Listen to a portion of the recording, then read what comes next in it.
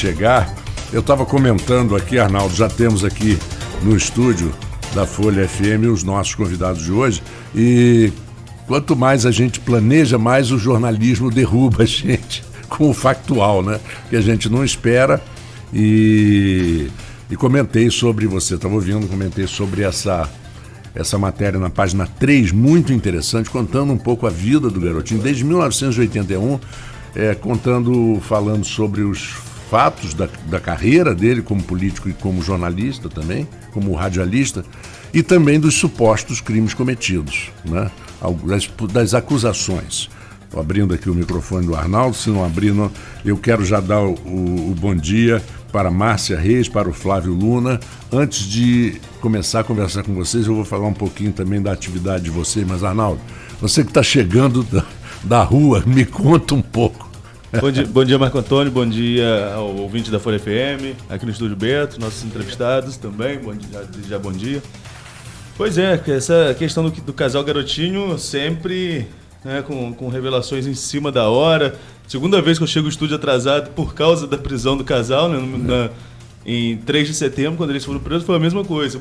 Tive que lançar na redação da Folha 1 e vim correndo para cá enquanto você ia atualizando nossos ouvintes aqui dessas informações. Exatamente. Os mandados de prisão foram cumpridos agora pela manhã, como você leu na reportagem que está no meu blog. Foram cumpridos, a polícia chegou por volta das 6, os agentes subiram por volta de 6h30, estava acompanhando pelo Bom Dia Rio, cobertura da TV Globo. Inclusive a foto que deu para fazer foi uma reprodução da TV Globo.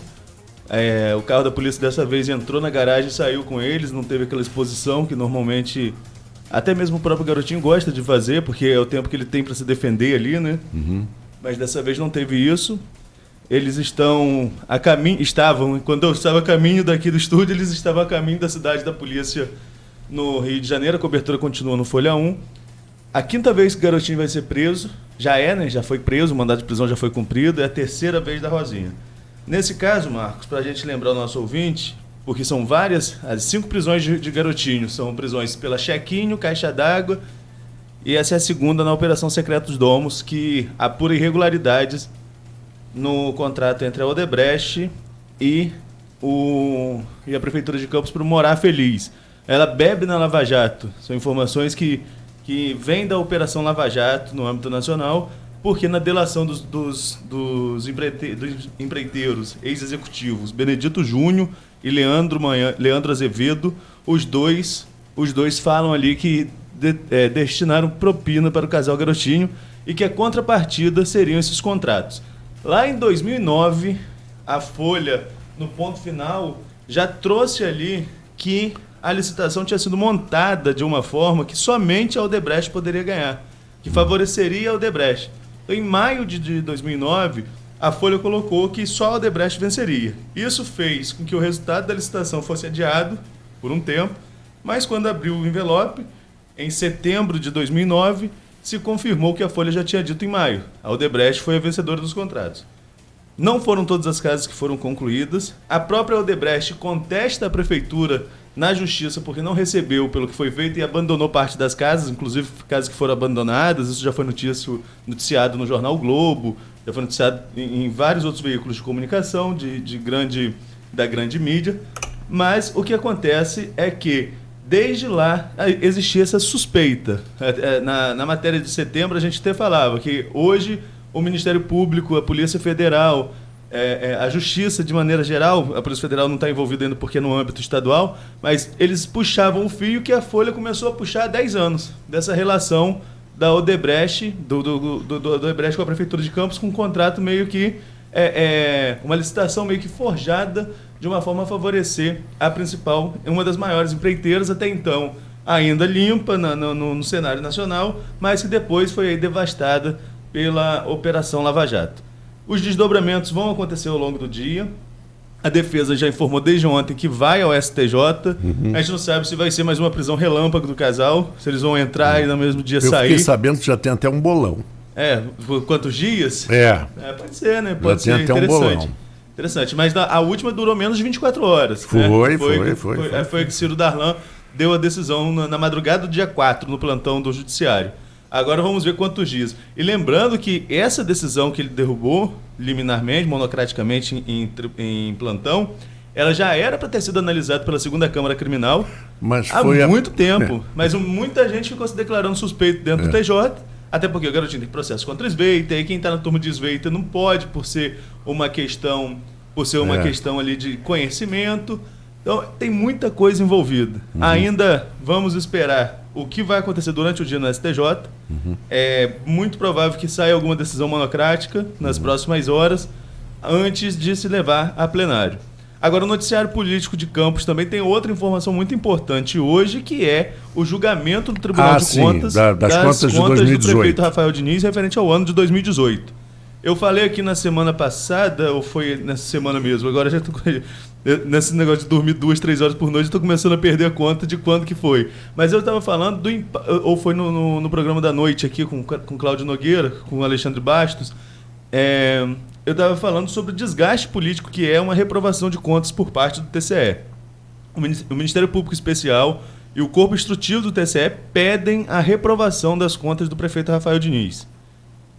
Isso aconteceu lá em agosto, abriu-se um prazo para Rafael, para o grupo político do prefeito, o grupo administrativo da prefeitura, responder a essas indagações do Ministério Público e do corpo instrutivo, e hoje a Corte de Contas vai avaliar e dar um veredito. No ano passado, para a gente esclarecer, em março, na verdade, mas com relação às contas de 2017, o Ministério Público também pediu a reprovação das contas, mas depois das respostas do grupo administrativo, o TCE acabou por aprovar as contas. Isso não só aqui em Campos, aconteceu isso em São João da Barra, em 7 municípios do Norte Fluminense isso acabou acontecendo. Então, o julgamento vai caber aí aos conselheiros que hoje vão apreciar esse relatório de prestação de contas. São as principais notícias políticas de hoje, certamente.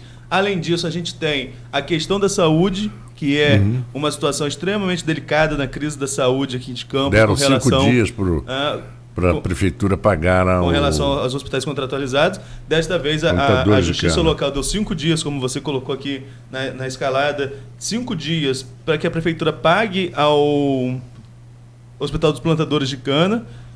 Se não pagar, vai ter bloqueio nas contas da prefeitura com relação a isso. Já aconteceu o bloqueio da Santa Casa, agora vai o bloqueio dos plantadores.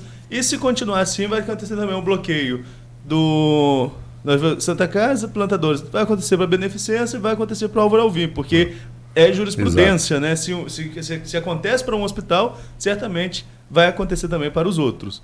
Mas são 3, acho que são os 3 casos mais importantes de hoje, e que com certeza vão render desdobramentos, e que amanhã a gente vai voltar a falar sobre isso aqui no Folha no Ar. Bom, então agora sim, finalmente vamos receber os nossos convidados. Eu vou falar um pouquinho de vocês. O microfone já está aberto. A Márcia Reis, ela é formada em psicologia, pós-graduada em Master Training em Programação Neurolinguística pelo Instituto de Desenvolvimento Pessoal, INDESP, Núcleo Pensamento e Ação.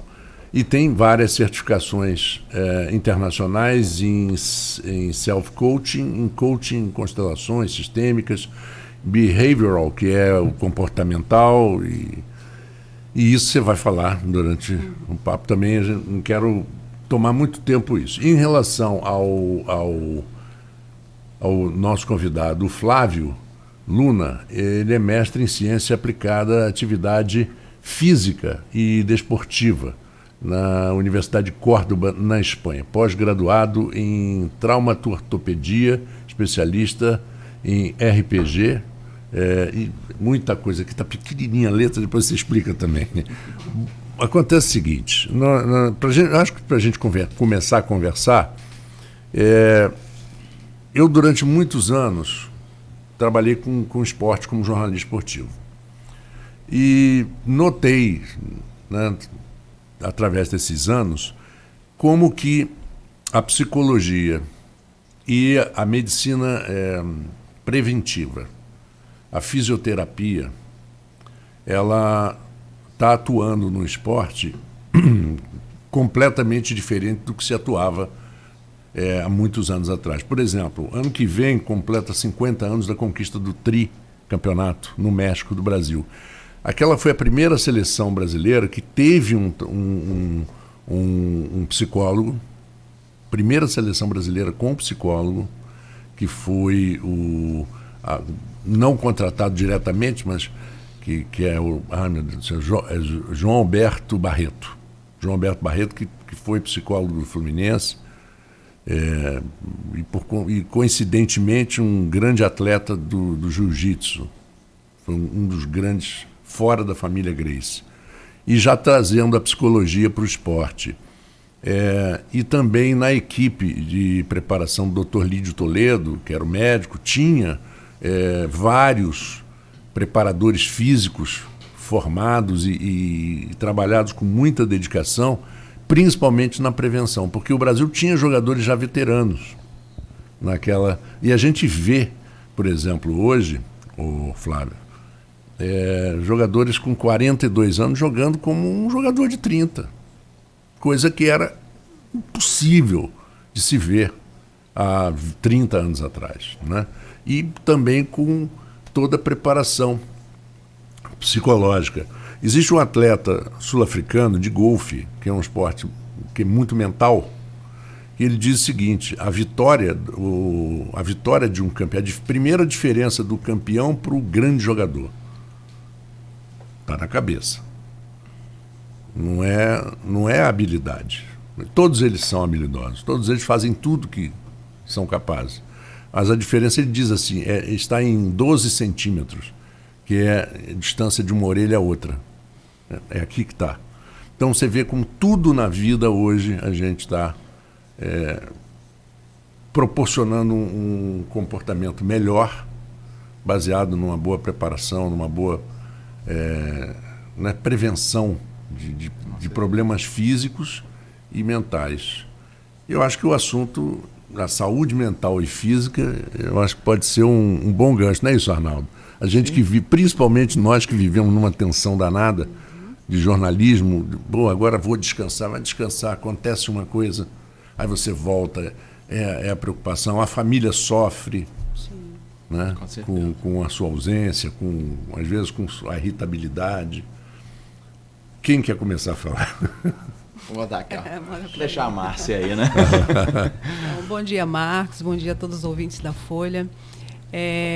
Englobando aqui, né, aquilo que acontece, né, aquilo que chega, né, vou fazer um link aqui com a saúde física, a saúde mental, a saúde política, social, coletiva, né? Hoje a gente fala-se muito em saúde integral, então não temos como separar, né, cada vertente que estamos inseridos. Então, Marcos, assim, o meu olhar é muito, né, no sistema como um todo. Então, é que o colega falou, né, não sei, estou lembrando muito bem, porque eu dormi 2, 3 horas apenas por noite. Então, assim, como essas informações, demandas, né, da sociedade, da política, né, como um todo, influencia na nossa saúde mental, né? A proposta, né, de vir aqui, inclusive com o Flávio, né, que nós somos parceiros há um bom tempo, é de trazer um pouco de informação, o quanto que o nosso corpo fala, né? O nosso corpo ele está constantemente dialogando com a gente, mas muitas vezes a gente não para perceber. Então é uma dor de cabeça, é uma dor muscular, né? É um problema gástrico que pode estar denunciando, né, uma questão mental, uma questão psicológica, e é preciso que seja visto, né? Uhum. Então, você começou falando um pouco do esporte também, né? Claro, eu acho que saúde mental está em tudo, não temos como, né, não nos levar para os nossos campos de atuação. A questão do esporte, né? Tudo começa realmente pela mente. Eu acho que tem que haver um alinhamento entre o corpo, né, entre a mente, porque nós estamos o tempo todo lidando com forças internas, né, impulsos, de demandas, de crenças, de cobranças internas e externas, família, trabalho, né? Então, assim, como alinhar tudo isso é um grande desafio, né? Flávio, inclusive, ele tem uma especialização em dor, né?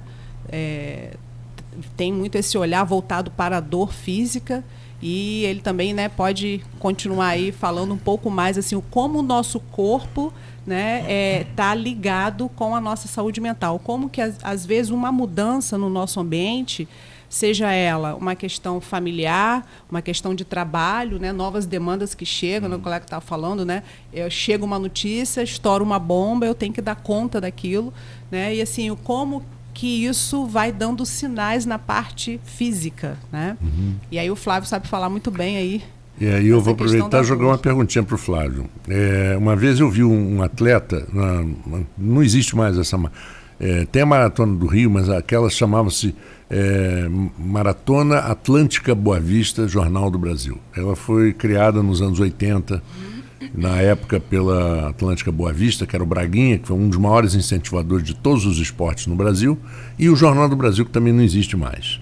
E eu vi um atleta desistir nos 30 e poucos quilômetros, e depois conversando com um outro atleta, ele disse o seguinte: não foi o cansaço físico que fez ele desistir, não, foi o mental mesmo.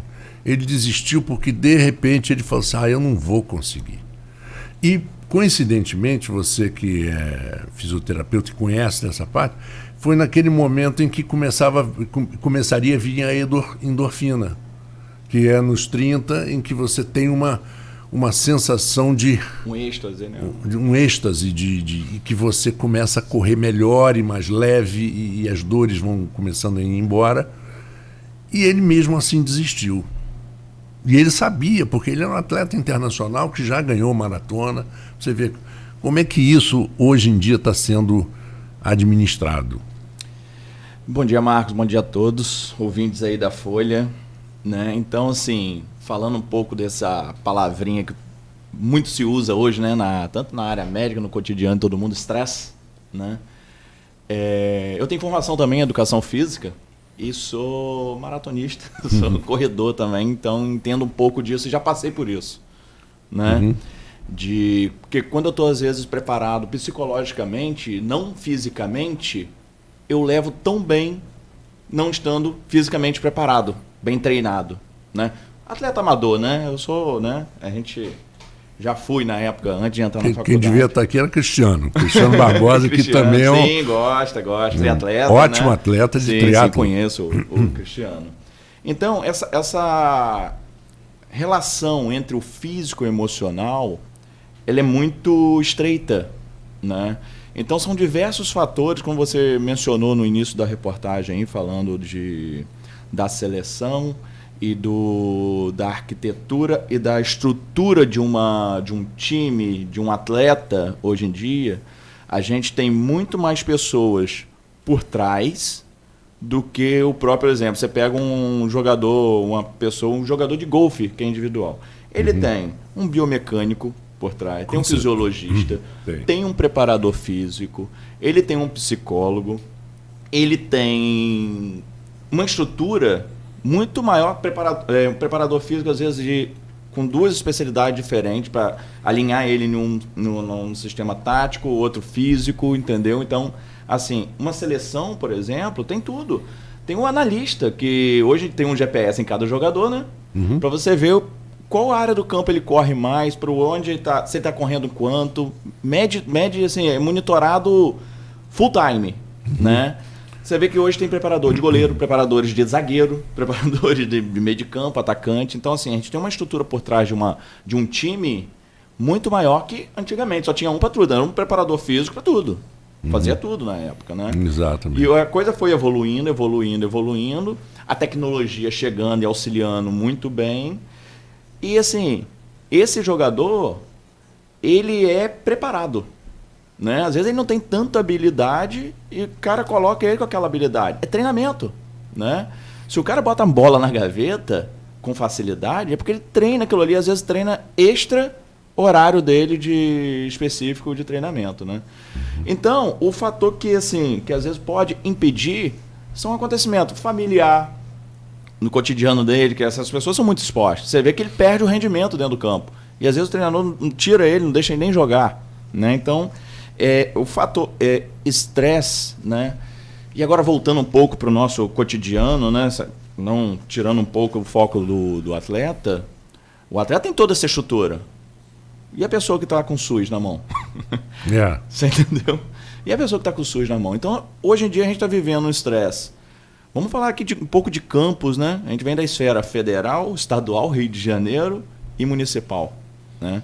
Então, a gente tem um estresse político, um estresse da saúde, né? E isso tudo está relacionado com o cotidiano. Isso vai influenciar na família. Isso vai influenciar na saúde pública, né? Então, assim, doenças vão surgir, né? Porque uma coisa está relacionada à outra. O estresse em si, ele leva um tensionamento corporal. Um tensionamento corporal, ele vai mudar toda a sua mecânica de função corporal, que vai aparecer as lesões articulares. Vamos começar na base. Uma artrose. Posteriormente, uma artrite. E vamos avançando com outras doenças que vão vir acometendo. A parte orgânica também, né? Órgãos e vísceras, estão tudo acometido por essa tensão, porque o estresse não só atua no físico, no fator hormonal também, né? Então você vai ter um desequilíbrio orgânico que vai desencadear, vamos longe, tá? Tensões, um AVC isquêmico, uma hemorragia, depende da fragilidade de cada um. O próprio câncer está muito relacionado a isso também, né? Então, vários outros tipos de doenças. Vários oncologistas falam isso. Isso. Não, depressão, síndrome do pânico, fobias. Né? Então, hoje em dia, como a demanda aumentou muito, as informações chegam muito mais rápidas, né? Ó, o Arnaldo mesmo estava falando, pô, não estou quase dormindo. Isso aí gera um desequilíbrio hormonal nele muito grande. E o pico de estresse dele está à flor da pele. Entendeu? Então, isso pode ser. Pra gente é muito comum, né? Viver essa tensão dia a dia é comum. A gente só relaxa no final de semana. Mas existe uma diferença entre estar acostumado e estar preparado, né? Isso aí. Você está acostumado, mas nem sempre o corpo está preparado. Às vezes te pega desprevenido. Te pega desprevenido. É a hora que você sente um troço, dá um piripaque, opa, e você não sente um corpo. Quer sentir um pouco o corpo? A Márcia pode até falar melhor depois. Cara, acorda pela manhã, sem barulho um pouco na cidade. Tenta ficar 2 minutinhos bem posicionado. Não vamos falar que é uma meditação, mas é um estado de você se autoconhecer e se sentir. Preste atenção só na sua respiração e ver o que o corpo vai falar. Você vai sentir o corpo trêmulo, a cabeça vai voar o tempo todo em algum compromisso seu. Ah, não, tem que tomar café porque eu tenho que ir não sei para onde, eu tenho que fazer não sei o que, eu tenho que fazer não sei o que lá. Então, assim, o estresse hoje em dia, que a gente fala, tudo estresse. Tá, o que você está fazendo para controlar esse estresse? Está fazendo uma atividade física? Está se alimentando bem? Que o alimentar também está aí nesse meio? Está se cuidando mentalmente? Está dando refresco para sua cabeça, ao invés de pensar só no seu trabalho? Ou o que geralmente a gente está muito focado no trabalho, né? Muito focado assim, tem que fazer isso, tem que produzir mais, tem que não sei o quê. Hoje a correria de você produzir mais para você ter um certo conforto também te estressa. Então, assim, são N fatores que a gente fica aqui a manhã inteira falando. Engraçado que isso estressa e o conforto não dá tempo de desestressar. Isso aí. Você não consegue desestressar depois com o conforto que você conquistou. Que quando você voltar, você vai assim, nossa, já estou estressado. Ih, cara, vou perder isso aí. Isso. Você sabe que uma coisa, aí é mais para Márcia. Uma vez eu fui, primeira vez que eu fui transmitir um evento, um esporte, aí já não vou nem dizer qual esporte, não importa. Um esporte X, tinha um camarada que eu já tinha lido a respeito dele, chamado Robert Rotella, Bob Rotella. Ele conhecido no esporte como Bob Rotella. É um cara de hoje uns 70 e poucos anos, e eu cheguei num evento e ele estava atendendo a vários jogadores. Eu vi, sabe, de manhã ele com um jogador, depois à tarde com outro, e parecia que era alguma orientação técnica do esporte, de um movimento do esporte. Bom, passou e tal. Eu falei, pô, o cara está com a bola cheia, porque ele está atendendo aos melhores jogadores. Aí fui no US Open de tênis, em Flushing Meadows, em Nova York. Aí vejo ele na quadra de treinamento com 2 jogadores americanos e ele orientando os 2. Eu falei, gente, o cara é técnico de golfe, é técnico de tênis, e depois eu fiquei sabendo que ele era o cara que fazia treinamento com o Derek Jeter, que foi um dos melhores jogadores de beisebol. Eu falei, pô, o cara entende tudo. Aí depois na entrevista dele, eu falei, não, eu não jogo nenhum desses esportes, eu não tenho nada a ver tecnicamente com nenhum esporte, eu estou trabalhando a cabeça deles. É só a cabeça deles.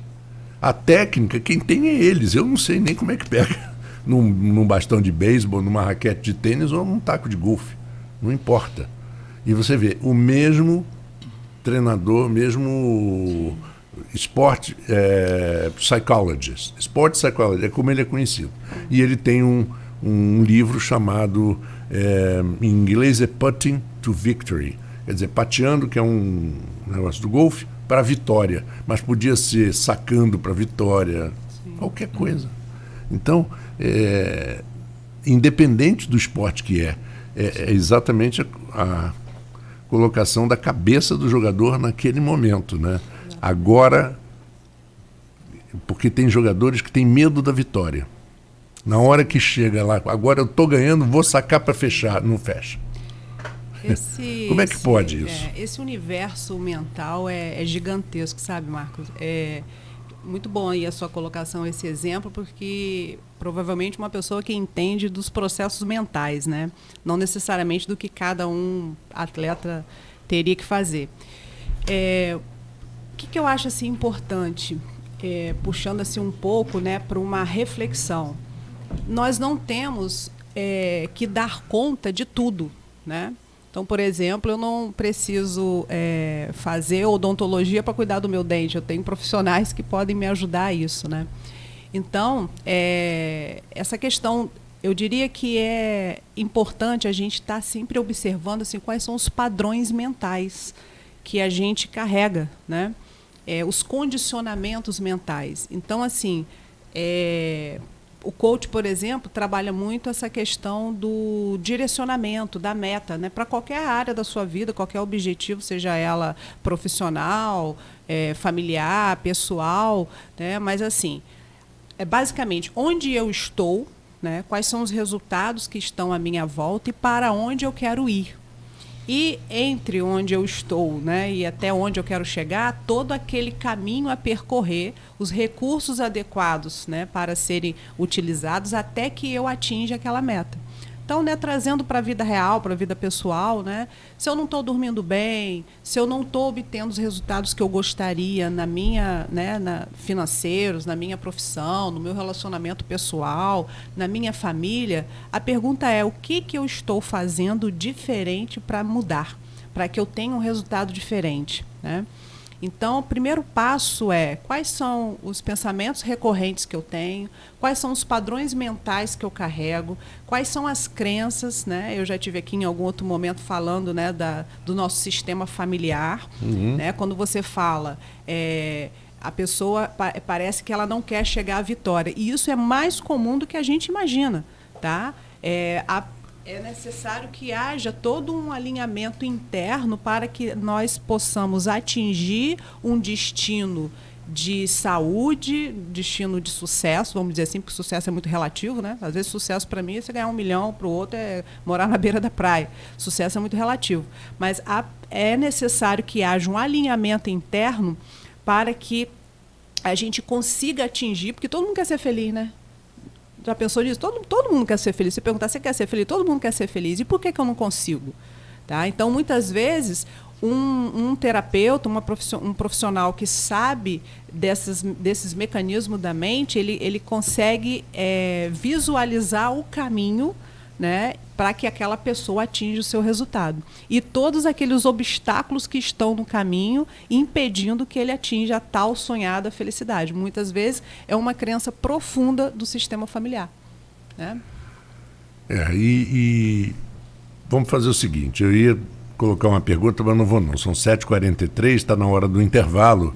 E Arnaldo quer colocar? Antes de poder, deixa para o próximo bloco, que o Flávio colocou uma questão interessante, né, que a gente muitas vezes não tem nem tempo de sentir os sinais do corpo, de tentar refletir, enfim, respirar um pouco dessa correria. E isso, para nossa geração, é muito mais impactante, eu acredito, queria ouvir a opinião de vocês, com relação, por exemplo, ao próprio celular. Eu estou aqui falando com vocês e de olho no celular o tempo inteiro, porque a informação é muito mais rápida, a gente não tem tempo nem de digerir, a gente lê uma coisa.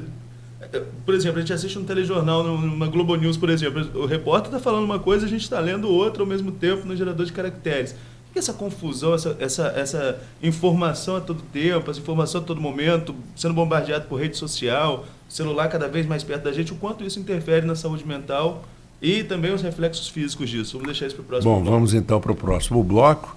É o Folha no Ar, primeira edição, oferecimento Laboratórios Plínio Bacelar e Clínica Proteus. Quando se pensa em exames laboratoriais,